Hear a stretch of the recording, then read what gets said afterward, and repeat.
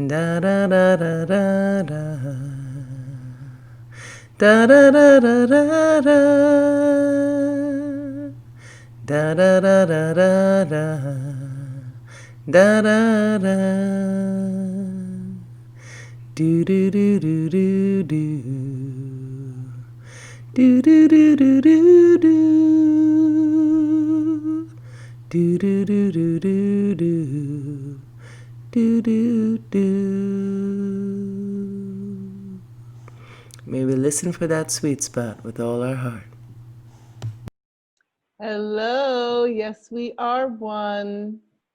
Thank you, ladies, for being part of the story of all the things that grew around my heart. Today, I have the honor of speaking with Macie and Matisse, who are the mini-me's. Hi. There they are, like little kittens.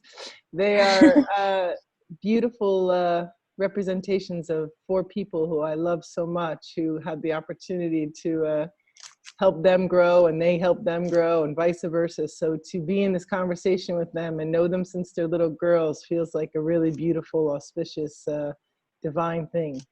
So tonight is the night of the 20s. Our new voice is Matisse and Macie. So tell us a little bit about who you are and your age and stage, Macie. So I am 26 years old, and I don't know. I guess for the first time in a really long time, I feel comfortable in my own skin, and I'm kind of like, I guess, relaxed more than I've ever been, and kind of just like chilling in life and just like letting things happen. And I have a lot of acceptance towards everything, and just sort of like learning to deal with stuff by reaching out to family and friends, and just kind of like living life day by day, working and going to school. And that's pretty much it. Nice. Well, you look beautiful. It's great to see you. Thanks. You too, Maddie. Thanks, honey. And how about you, Matisse? Tell us a little bit about you. I'm 23 years old. I'm currently working on a farm, studying some permaculture. I take some online classes. I've been traveling the world for the past few years and just trying to figure out more about myself and different cultures and how I can be of help and service to different people in this world. Wonderful, wonderful. And they're both pretty artistic and very authentic. So we should have a great conversation tonight. So ladies, I'm going to give you the first question, and then you can, we can decide ahead of time, or if one of you wants to speak, you can just kind of jump in, and then the other will go after that. And we'll just let the conversation happen. It's not that we can't talk when the other one's talking. It's just that we want to make sure that we know so that we get to hear what everybody says. Right? Good. Okay. Yep. I'm going to put in gallery view so I can see all of you. All right, so one of the first things that we've been talking about is, how were you informed of your gender? Like, how did you come to understand yourself to be, a girl? I know you both consider yourselves girls. So how did you come to appreciate that? What was your experience? I would say that I guess the media and my parents, I would say my parents and my family had a lot to do with it. School and stuff that I saw like on TV and magazines. Like, I think, of course, my parents, they'd be like, "You're a girl," and like would buy me girly stuff. And naturally, I think I just wanted girly stuff like Barbies, and I would dress up and put makeup on. So I didn't question it when I was little, but I also knew that it was okay to be kind of like a boy, because I had two brothers, and I kind of wanted to be like them at a lot of times, just to like fit in. And I was always hanging out with them and their friends. But I knew that I was kind of like a chameleon. Like, I could be super girly, and at any moment I could also be like, you know, like a dude and just hang out. And I'm still like that to this day. So, yeah. Hi, Matisse. What do you think? Hi. I think I agree with Macie. I think that a lot of my influences of coming into womanhood came from my surroundings, and maybe not straightforward discussion, but more so just ways that women around me would act, things that I would see in media, and how I assumed I was supposed to come into being a woman. I think that a lot of the appreciation for it came as I got older and I fell out of an awkwardness about my identity surrounding it. I think that it was a process, and that my 20s have been kind of about discovering the beautiful parts of it and not so much feeling as though there were rules and expectations that I had to follow regarding my womanhood.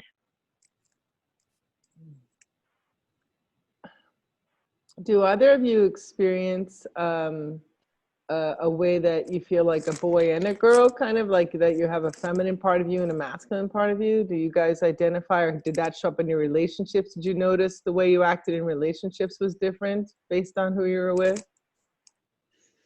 Like, does it change like throughout person to person, or do we just like notice it in general, like when we're in a relationship? Yeah, either. Just how did it continue to inform you, right? Because, you know, girly girls are going to have a certain kind of response from people and not such girly girls. And sometimes, you know, how you hold yourself also creates what kind of relationships you're in, right? How much you give, if you don't give, you know, all those things are part of the relationship dynamics. Right. I think that I don't know. I guess like I guess from what a lot of people tell me, they can't really like figure me out from like first glance. Like they don't really know. So, and I think that I'm in my head, I'm kind of like that. Like I'm back and forth. Like I'm super girly one day and the next day, like I could give two shits about like what I look like, or, you know, why does it even matter? Like play in the dirt and stuff like that. But I also think some days that none of that matters. Like it's just neutral. And I don't really, I think the only thing that in a relationship that influences that, I actually kind of feel more empowered as a woman and to embrace my femininity when I am in a relationship, I guess.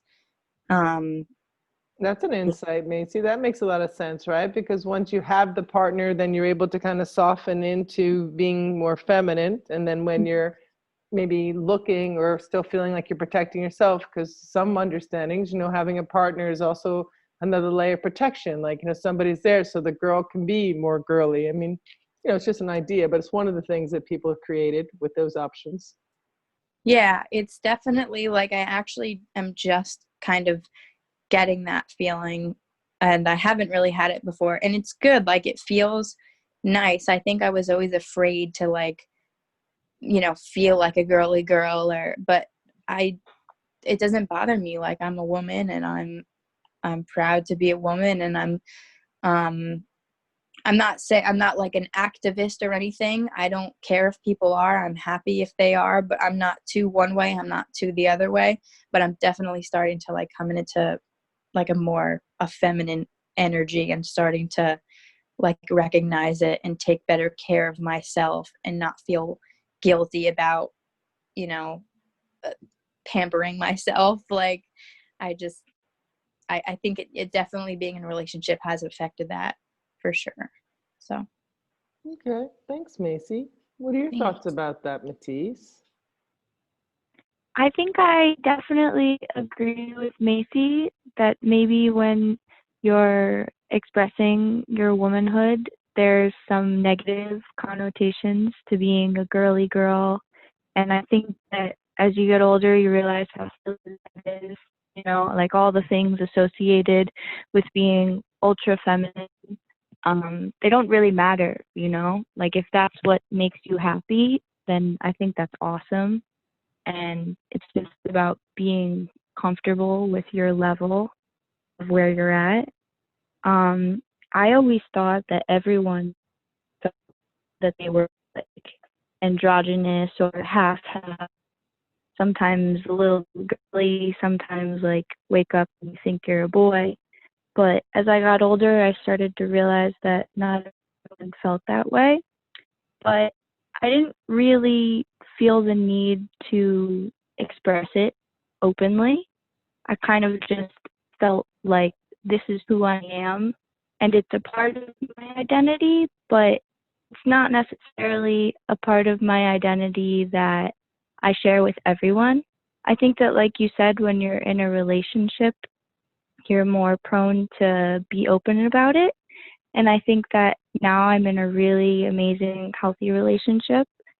And I'm probably with the first person I've ever really talked about and explored these concepts with. And it's nice to have someone that feels the same way as me and doesn't really necessarily care about those roles of gender or ideas of it in the same way as me. So I think it's fun to explore that. And I think that I also agree with what Macie said, though. I think that being in a relationship sometimes makes you want to express more feminine energy. And like you said, Madeline, because you feel this comfort and this security, and you just want to release that kind of energy. I definitely feel that way also sometimes.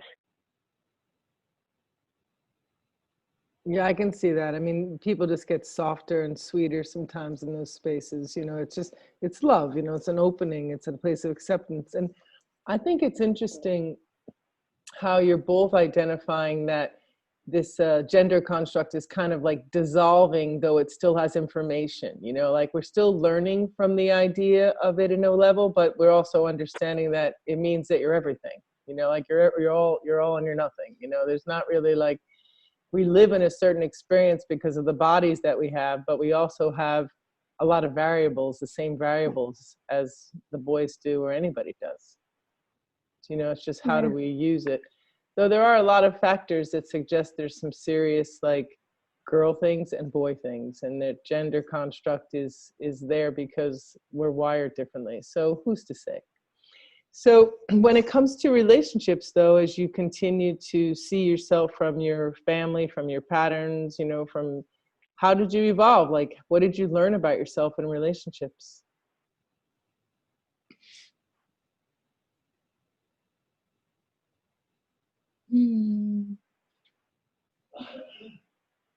I guess, like, I don't know. You want to answer, Matisse? You want to answer? Let Macie go second. Yeah, you can answer, Sure. Matisse. Let me think. So the question is, what do I think I learned from relationships? From your about yourself, and not just gender, just in general. Like, because basically we were talking about how did you come to know your gender? Like, how are you informed about yourself? And then how did you bring yourself to relationships? Like, what did you learn in relationships? That's the question. I think I learned a lot about fear. I think I learned that I'm afraid of being alone and feeling lonely.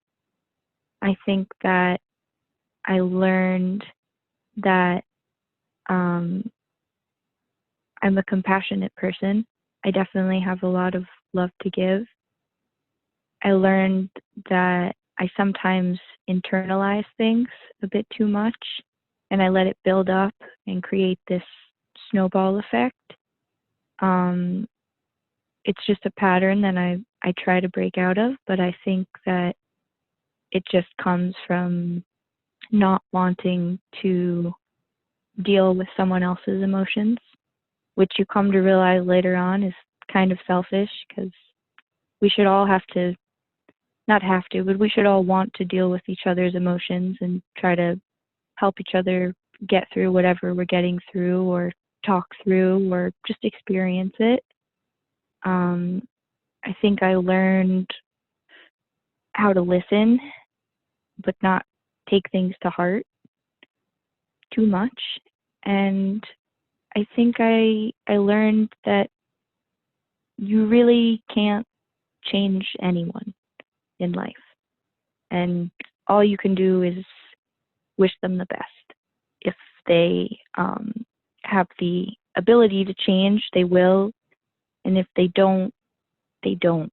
But it's not really my role to change people. And I think that was something that took a long time to learn.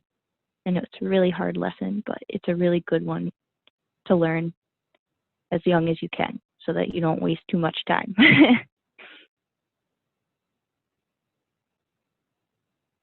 Great. That's a good insight, Matisse. I can appreciate that. And, growing up, I would feel responsible for other people's emotions, even in my own home. Still, sometimes when there's not a flow of communication, I'll task myself with the idea that I can make something happen there. But as you so wisely stated, like, that's really none of my business. That's really between them and how they want to interact. People are going to change when and if they want to change. So I think it's really learning emotional sovereignty, like not letting our emotional space be taken in and out by somebody else's emotional reactions. Because the reason that, I'll say for me, I'll keep it on the me, the reason that I tended to avoid needy people is because when they were around me, it would drain me so much.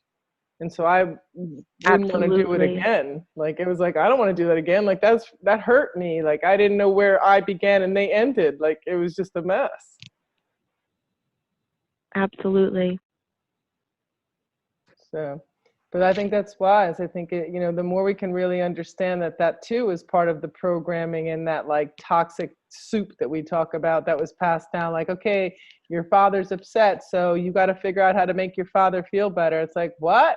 What do you mean? Like, I want to figure out whether or not I can get the ice cream from the refrigerator. Like, I don't want to think about that. Like, I'm trying to figure out how to get those new jeans I want to get that my girlfriend had. Like, what? I don't want to do that. And like you said, above all, it's exhausting. It just wastes so much energy. And of course you have to shut down, because it's the only way to get people to go away. Yeah. Because there's no boundary. There's no boundary, right? So it's just like, okay, well, you're not gonna leave me alone. I'm gonna die. Like, I'm gonna be like, leave me alone. You can't talk to me. Oh my gosh. Yeah, sad but true. So yeah, what are you thinking about this, Macie? I feel like everything that Matisse and you said is pretty much parallels a lot of how I feel too. Especially, the same thing about feeling like, you need to take care of everything and kind of be like a mediator all the time.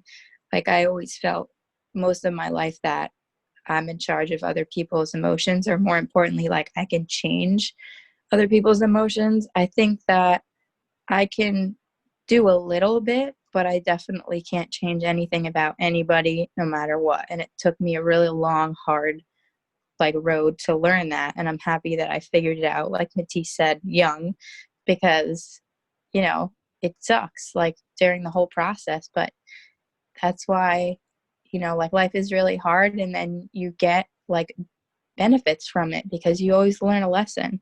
So I kind of, embrace, shitty moments or things that are really tough, and think, I'm going to get out of this no matter what, but I'm going to get out of it with, knowing that what I should and shouldn't do, or how I should and shouldn't approach a situation.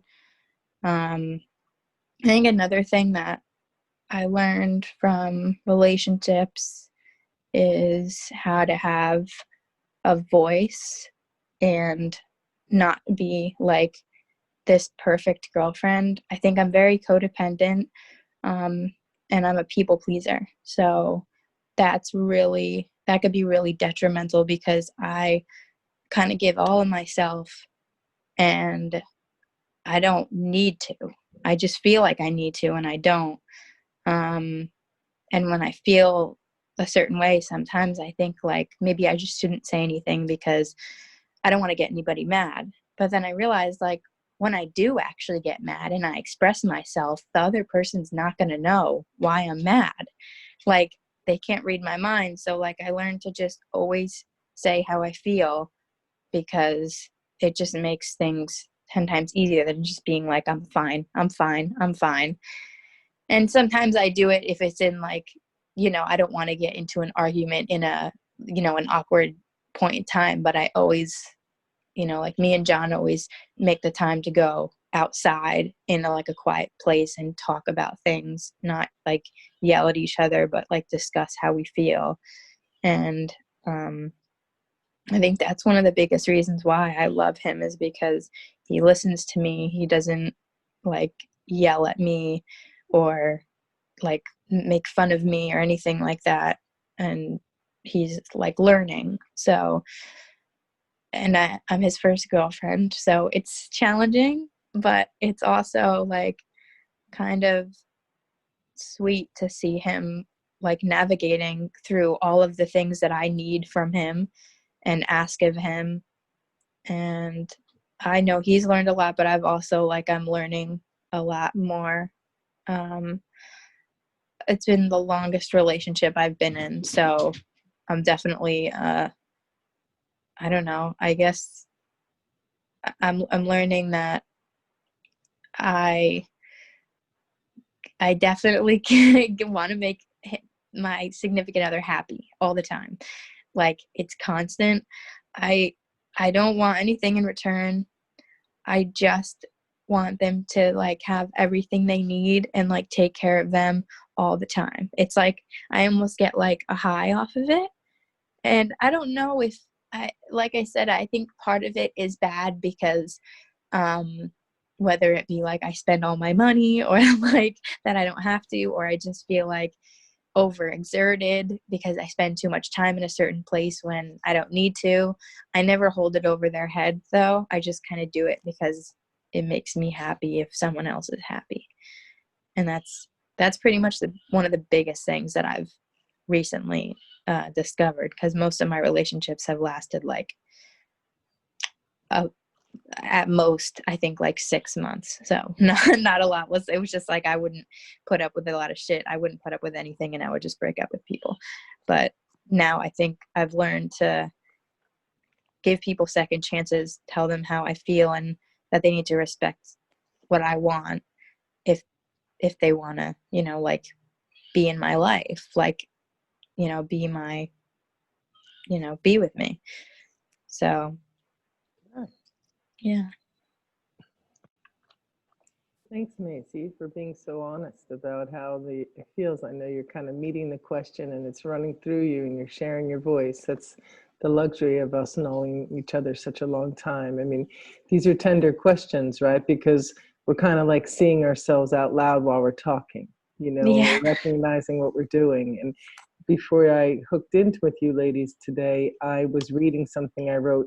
Thank you for not pleasing me, because I wanted to grow a world of more authenticity and didn't want to perpetuate this pattern of trying to please others. You know, like yourselves, you know, I grew with the cue to take care of the emotion of the people in my house, you know, so I was responsible, or took on the idea that I was responsible for the emotions of my mother and my family, right? So by doing that, I also took on the responsibility to be knowing what everybody needed all the time.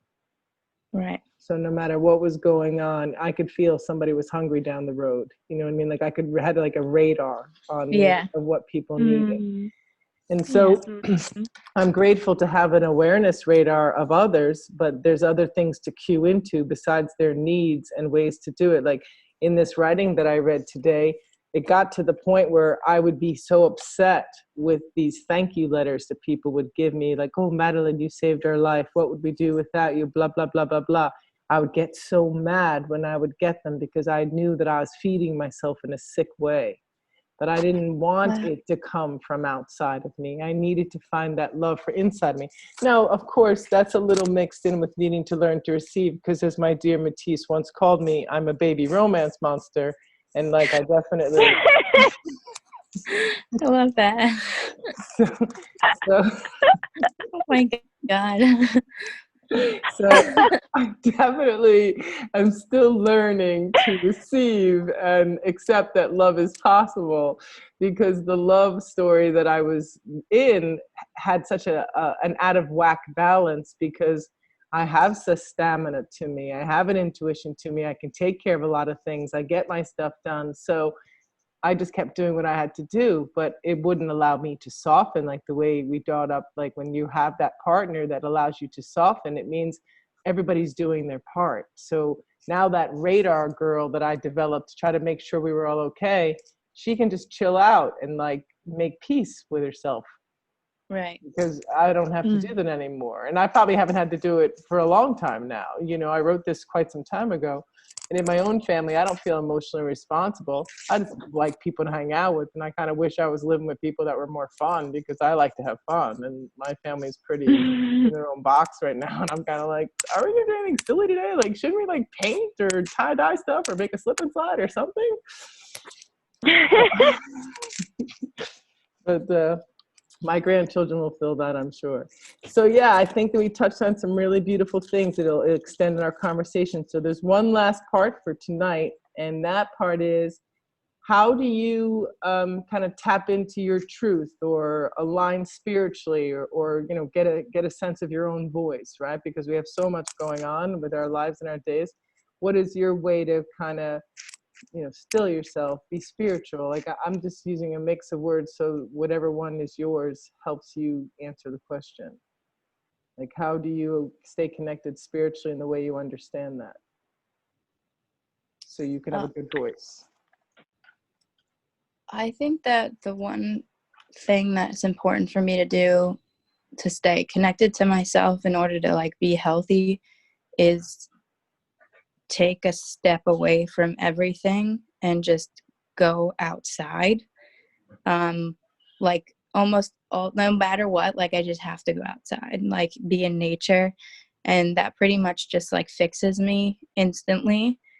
And go for a walk, drive somewhere. I drive a lot. Like I would drive to New Jersey and Long Island back and forth voluntarily every weekend, and it would take me sometimes 4 hours one way, but I did it because it would like let me be with myself and think about things, and nobody could bother me. Like even if they were being an asshole next to me in the car, like I was just in my own bubble.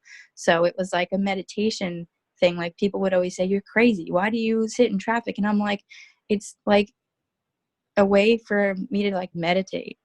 So whether it's Well, that think or like, about it. It's like a boundary. yeah, It's like a boundary, exactly. like you're in a bubble. Like I Yes. definitely believe if I had like a model of how I kept as much purity as I kept, is I lived in a bubble. Like there's a certain amount of a bubble story that kept me alive.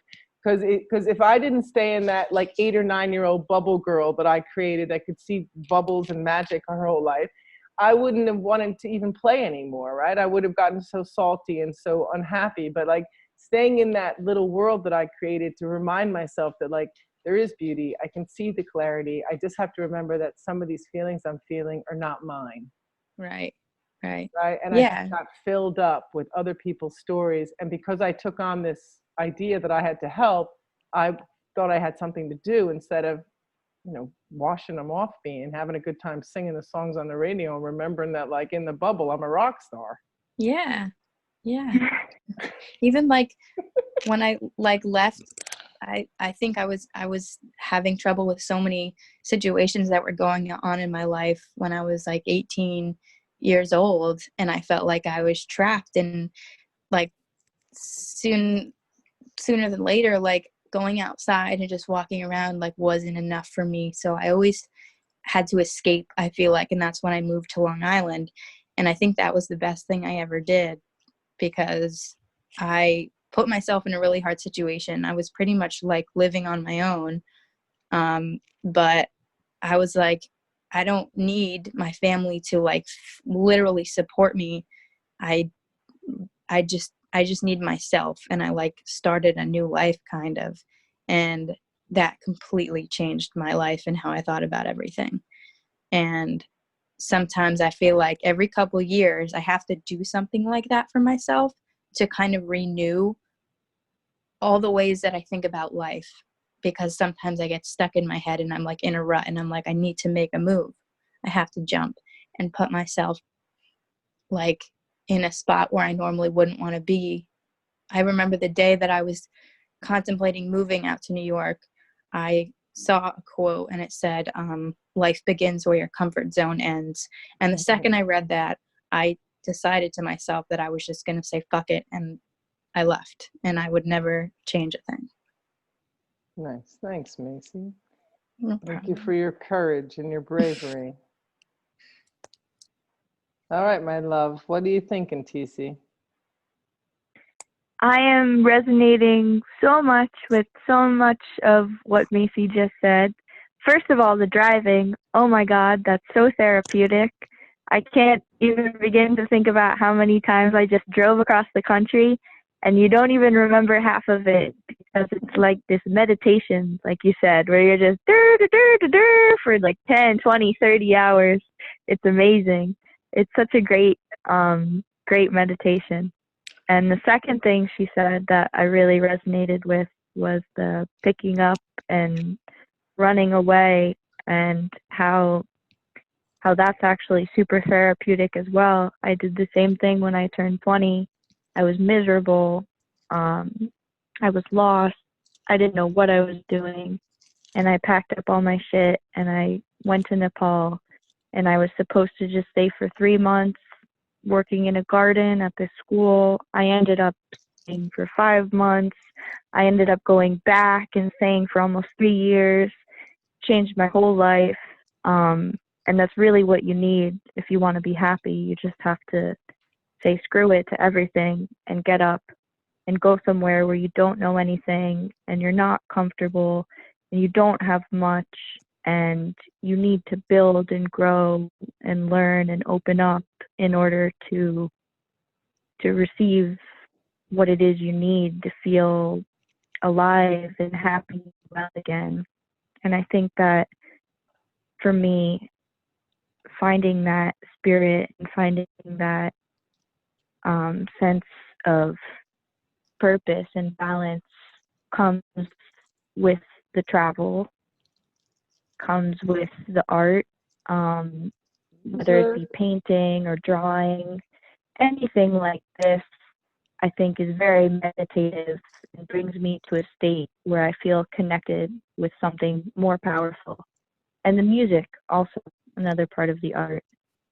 And I think what Macie said about being outside as well, just rolling around in the grass, walking up a crazy high mountain, any of it where you're touching something green and you're feeling the breeze and you're outside, I think that that's like church to me. That is just heavenly, totally heavenly.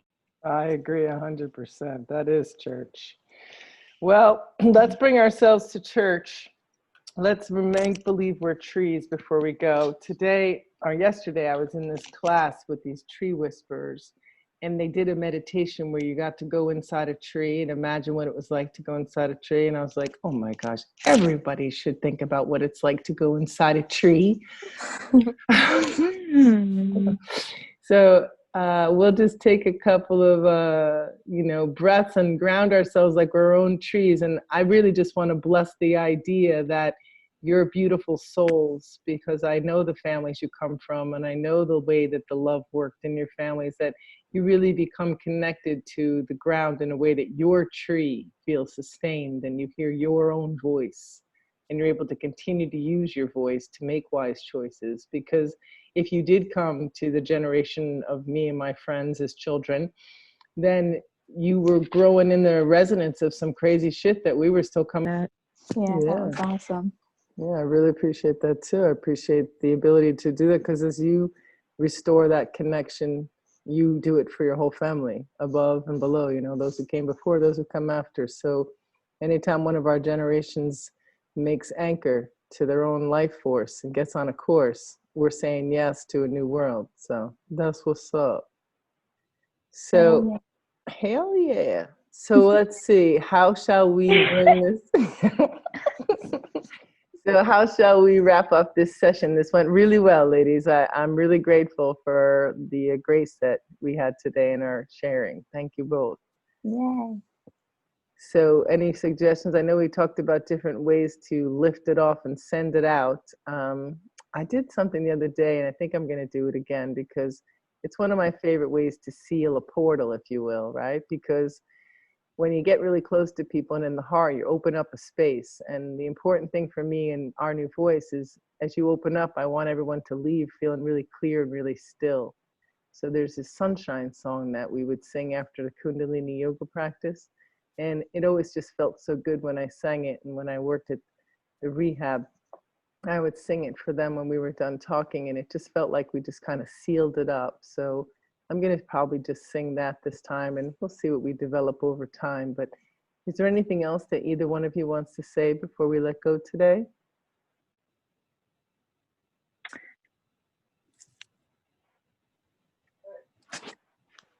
Yeah, I just want to say that I really like doing this.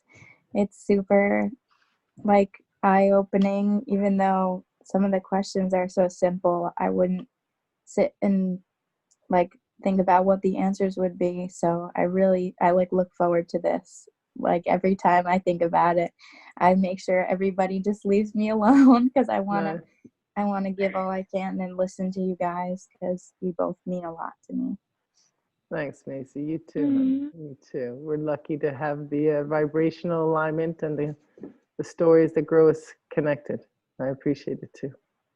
And what about you, Matisse? Do you have anything to say? Yeah, I'd like to say thank you, Macie, for sharing. Thank you, Madeline, for facilitating all of these questions and guiding the discussion. I think it felt very smooth and authentic, and I had such a great time. Well, wonderful. We'll be doing it again in a few weeks. So if you want to just put your feet on the floor and picture yourself as that tree, I'm going to sing a little song and let you go, right? So get those shoulders back and make sure you're deeply connected to the part of you that you can trust, the part that goes deep into the ground. And let your breath come in and out real slow and deep. And you know, if you want to imagine as I sing that little fairy part of you going up inside that tree and finding your way to a leaf, feel free. But we're going to end with the sunshine song. So you take your hands and you rub them together. May the long time sun shine upon you, all love surround you, and the pure light within you guide your way on, guide your way on, guide your way on. Peace to all, love to all, light to all. May all of our obstacles be overcome with ease and grace. May we live and grow as one, just like the forest and the moon and the sun. Aho. In Tokyo. Da da da da da da. Da da da da da da. Da da da da da da. Da da da. Do do do do do do. Do do do do do do. Do do do do do do. Do do do. May we listen for that sweet spot with all our heart.